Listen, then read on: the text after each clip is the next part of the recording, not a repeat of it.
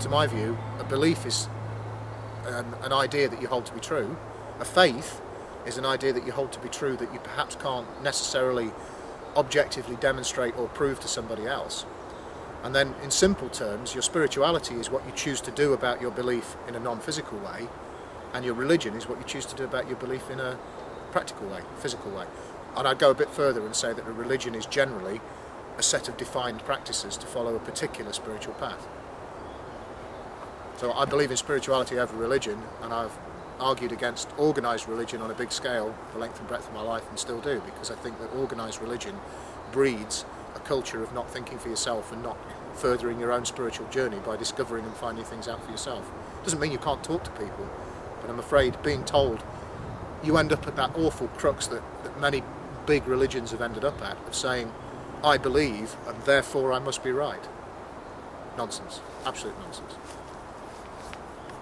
I mean, this is one of the beautiful things about having a non-scriptured, non-doctrinal attitude to spirituality and religion, is that there isn't a fixed and defined path. Your path wanders and moves, and it changes and it evolves, as things in the natural world do. And mine has. I've picked and chosen the bits of each spiritual practice or religion that I've been interested in and that have resonated with me, and that's it. But I mean, this is another discussion that we're hoping to have further and develop this idea of spiritual, or religious at least, pluralism. The idea that we can all be right, we're just approaching the same truth from a different angle. So it's okay for me to say, look, I believe this, you believe that. We're probably looking at the same thing and describing it differently. And I think that pagan culture, especially in the West and particularly in Britain, because it's so relatively small, and the research suggests perhaps 250,000 pagans, so it's not insignificant. You know, there's as many pagans as Jews in this country, if those figures are to be believed. But because it's so small, and because the paths within it are so diverse, it'd be very difficult to organise a gathering of any individual path. And that by having this lovely umbrella term of paganism, we can come together as pagans. And I think that naturally has an ingrained cultural plurality to it. So that if you go to a pagan gathering, you know you're going to be mixing with people who don't believe exactly the same thing as you and don't do exactly the same things about it. And that's kind of unconsciously part of what being a modern pagan is, and that's one of the things that makes me want to go out and purport paganism to people and suggest that it's a good idea, because we have that. Whereas if you follow a particular doctrinal, scripted, spiritual path, which is what I define a religion as, you're kind of stuck with being stuck in that thing, and you have to mix with other people who are just like that, and this unacceptance of anybody else's take on truth is ingrained in that kind of monotheistic Abrahamic faith approach. That said, there's a great number of monotheistic religions who have people within them, and quite high up within them, who are doing great work in interfaith and intrafaith dialogue in order to encourage us to talk more and bring that in. But you're right, that by its nature, paganism is inclusive, because it's a small number of people with a large diversity of belief. So, the Centre of Pagan Studies, obviously that was set up just a few years ago, and obviously I know the guys who are involved with it. I mean, is that to become an education, in a sense, for people who want to learn about paganism, to come to you guys? Absolutely. I mean, the history of the Centre for Pagan Studies is simply that a person who was practicing witchcraft, who founded the Centre for Pagan Studies, John Bell and Payne, was running events and helping people to come together to study witchcraft and witch-related topics, and he became involved and befriended by a lady called Doreen Valiente, Doreen being one of the most famous witches of the 20th century, who was part of helping Gerald Gardner to bring witchcraft into the public view after the witchcraft laws were repealed in the early 50s. So Doreen patronised John's idea for the Centre for Pagan Studies, and he became her last working high priest. When she passed on, she passed her legacy to John. And there's quite a funny story about it, where John asked Doreen, what is your legacy? And she said, well, you'll find out. And it turns out that there's a great number of artefacts, writings and books and unpublished material, all of which deserves proper treatment in an historical museum-related context. But the idea for calling it the Centre for Pagan Studies is that it'll be an expansion on that, an opportunity for people to come and discover through the museum, but also to be able to do research and interesting archiving operations and bring their own information into it as well. I'd like to build a database of other people's ideas and writings and texts and build something like that as well. So the Centre for Pagan Studies is not only to educate outwards, but to bring people together to put in their input as well. So yes, and obviously it's open to non-pagans too, because it's of historical interest as well as spiritual and religious interest. And as you say, modern pagan culture tends to be very inclusive and open and not at all objectionable. You know, you're allowed to come and have a drink with us.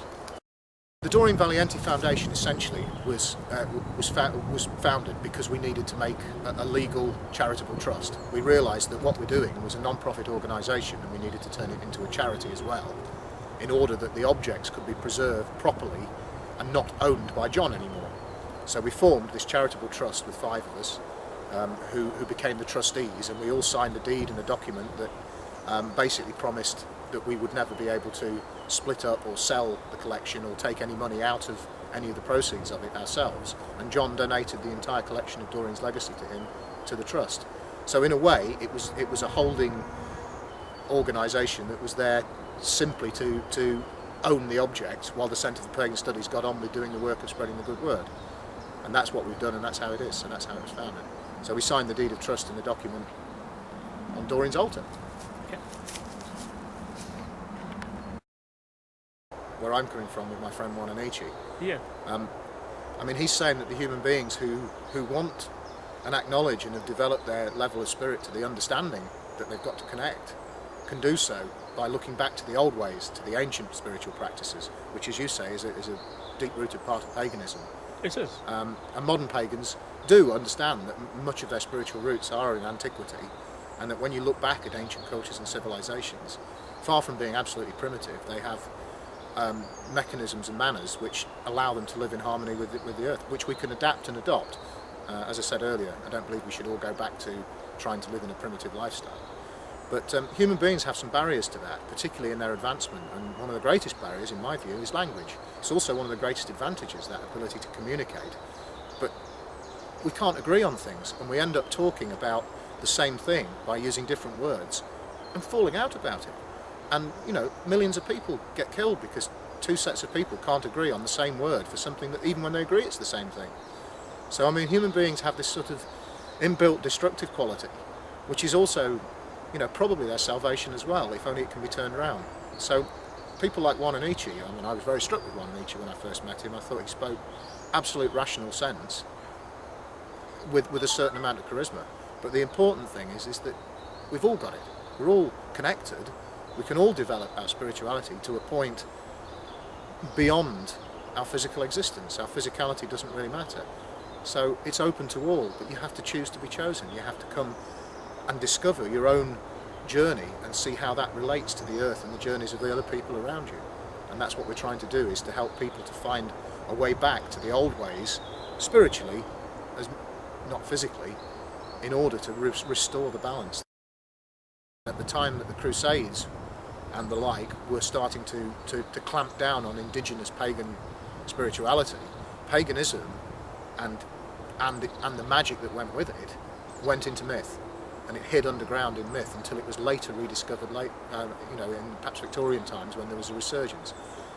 Go on, I will tell you that I always find it very interesting that in the Norman times, it was the people who were running the country and the landed gentry with their wealth and privilege, who were applying noble broadsword to servile backside, who were putting out Christianity and clamping down on the popular people's paganism.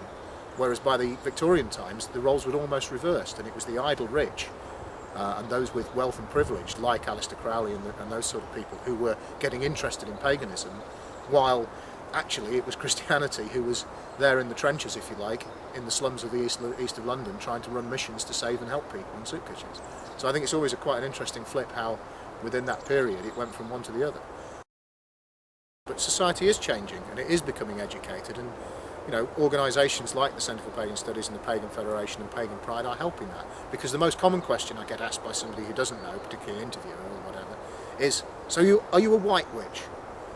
And that's that understanding that magic is inherently non-moral, and the morals come from the intent behind it. So people are becoming to understand the witchcraft view of witchcraft not the religious side, but the fact that it's the art of practicing magic for good. And that's what most people understand. We have a consensus of understanding that when that person says, "Are you a white witch?" what they mean is, "Are you a practitioner of helpful magic?" In which case the answer is yes. I mean, I don't know anybody who calls themselves a black witch. I'm finding that my experiences with the media and with people outside of paganism and witchcraft are that they have a vague understanding that witches, by and large, consider themselves benevolent, and that their magic is done for helpful purposes, not harmful. So we can get away from this good and evil. But again, it's that understanding that the good and evil is not, it's in the intent behind. I'll give you an example. You can take a car and you can rush someone to hospital and save their life. You can take the same car and knock somebody over deliberately. But the car's not evil or good, it's the intent behind the way you use it. And magic is the same. Witchcraft, as I understand it, has some magic and some religious aspects. I'm one of the crossover people. And the religious aspect is about living in harmony and balance with the spirituality of the animals and the birds and the kingdom of nature around you. And that's probably, to me, and I believe it was the same for the likes of Doreen Valiente and Gerald Gardner, who brought witchcraft to the limelight in the early 50s, that was a more important aspect than just doing magic.